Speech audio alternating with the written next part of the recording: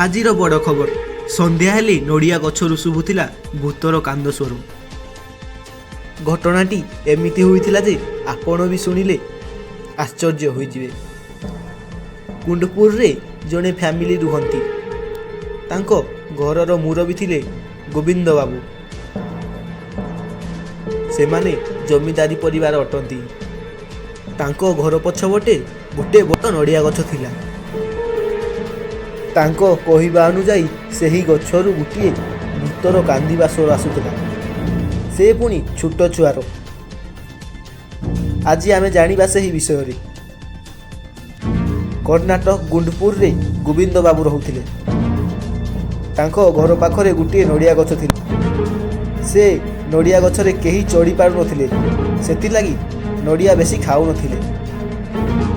ଘଟଣା ଏମିତି ଘଟିଥିଲା, ସେ ଗଛରୁ ଗୋଟେ ଛୁଆର କାନ୍ଦିବାର ସ୍ୱର ବାରମ୍ବାର ଶୁଭୁଥିଲା। ସନ୍ଧ୍ୟା ସମୟରେ ତାଙ୍କ ଘରେ ଯେଉଁ ଛୁଆ ରହୁଥିଲା, ସିଏ ସେ ଗଛ ପାଖକୁ ଶୁଶୁ କରିବା ପାଇଁ ଆସିଥିଲା। ସେ ସେହି ସମୟରେ ନଡ଼ିଆ ଗଛ ଉପରେ ଗୋଟିଏ କାନ୍ଦିବାର ସ୍ୱର ଶୁଣିଲା। ଏହା ଶୁଣି ଛୁଆଟି ବେହୁଶ ହୋଇଗଲା। ଗୋବିନ୍ଦ ବାବୁଙ୍କ ସ୍ତ୍ରୀ ସେତେବେଳେ ବାହାରକୁ ଆସିଲେ। ରିକି ସେଇ ନଡ଼ିଆ ଗଛ ପାଖରେ ବେହୁଶ ହୋଇପଡ଼ିଛି। ତାକୁ ଘରକୁ ଉଠାଇ ନେଇ ତାର ପରଦିନ ସକାଳୁ ପଚାରିଲେ, ରିକି କହିଥିଲା ସେ ଗଛରେ ଜଣେ ଛୁଆ କାନ୍ଦୁଛି ଓ ଡାକିଲା ଭଳି ଆବାଜ ଶୁଭୁଛି। ରିକି ଉପରେ ତାଙ୍କ ବାପା ମା ବିଶ୍ୱାସ କରିନଥିଲେ, କାରଣ ଏହି ଘରେ ସେ 14-15 ବର୍ଷ ହେଲା ରହି ଆସୁଥିଲେ। କେବେ ବି ଏମିତି ହୋଇନଥିଲା।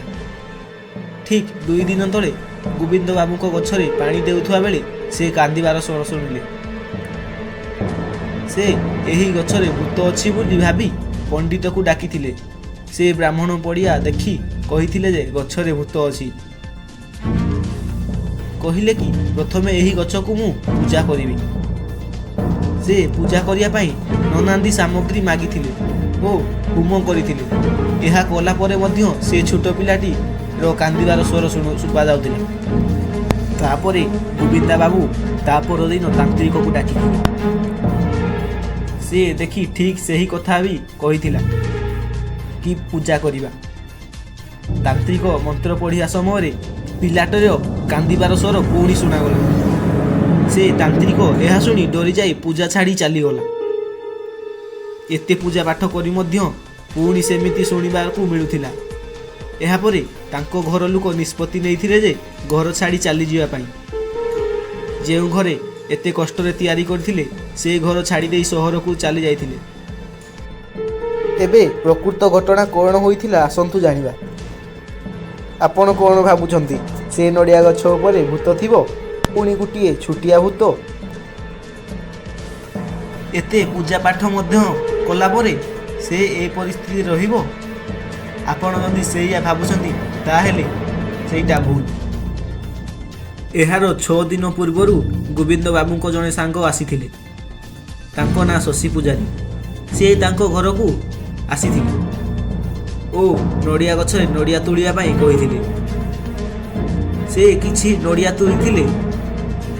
ଠିକ୍ ସେହି ସମୟରେ ତାଙ୍କ ପ୍ୟାଣ୍ଟଟି ଫାଟିଗଲା। ସେ କ'ଣ କଲେ, ପ୍ୟାଣ୍ଟ ପକେଟରେ ଯେଉଁ ଫୋନ୍ ଓ ପର୍ସ ଥିଲା, ସାର୍ଟ ପକେଟରେ ରଖିଦେଇଥିଲେ। ସେ ତାଙ୍କ ସାଙ୍ଗକୁ ମଧ୍ୟ କହିଥିଲେ, ମୋ ପ୍ୟାଣ୍ଟ ଫାଟିଗଲା, ଏବଂ ଫୋନ୍ଟିକୁ ଗଛର ପତ୍ରରେ ସାଇଡ଼ରେ ରଖିଥିଲେ ଓ ଭାବିଲେ ନଡ଼ିଆ ତୋଳି ସାରି ଫୋନ୍ଟି ନେଇକି ଯିବେ। ତାପରେ କ'ଣ ହେଲା, ନଡ଼ିଆ ତୋଳିଲା ପରେ ସେ ତଳକୁ ଆସିଗଲେ। ନିଜେ ନଡ଼ିଆ ନେଲେ ଓ ତାଙ୍କ ସାଙ୍ଗ ଗୋବିନ୍ଦ ବାବୁଙ୍କୁ ମଧ୍ୟ କିଛି ଦେଲେ। ତାପରେ ସେ ତାଙ୍କ ଘରକୁ ଚାଲିଗଲେ। ଆଉ ଫୋନ୍ଟି ପାଇଲେନି। ସେ ଫୋନ୍ଟିକୁ ବହୁତ ଖୋଜାଖୋଜି କଲେ, କିନ୍ତୁ ଫୋନ୍ଟିକୁ ପାଇଲେ ନାହିଁ। ସେ ସବୁଦିନେ ଅଫିସ ଯାଆନ୍ତି ଓ ସନ୍ଧ୍ୟାବେଳକୁ ଆସିଲେ ତାଙ୍କ ସ୍ତ୍ରୀ ଫୋନ୍ରୁ ତାଙ୍କ ନମ୍ବରକୁ କଲ୍ କରନ୍ତି ଏବଂ ସେ ଭାବନ୍ତି ଯେ ମୋ ଫୋନ୍ଟି କେହି ନେଇନାହାନ୍ତି ଓ ସେଇଟା କେଉଁଠି ରହିଯାଇଛି। ଦିନେ ତାଙ୍କର ମନେ ପଡ଼ିଲା ଓ ସେ ଗୋବିନ୍ଦ ବାବୁଙ୍କୁ ଫୋନ୍ କଲେ। ଗୋବିନ୍ଦ ବାବୁ କହିଲେ, ଆମେ ସେ ଘର ଛାଡ଼ି ଚାଲି ଆସିଛୁ। ସେ କାରଣ ପଚାରିଲେ। ସେ କହିଲେ ସେ ନଡ଼ିଆ ଗଛରୁ ଗୋଟେ ଛୋଟ ପିଲାର କାନ୍ଦିବା ସ୍ୱର ଶୁଭୁଛି। ଲାଗୁଥିଲା ଯେମିତି ଭୂତ।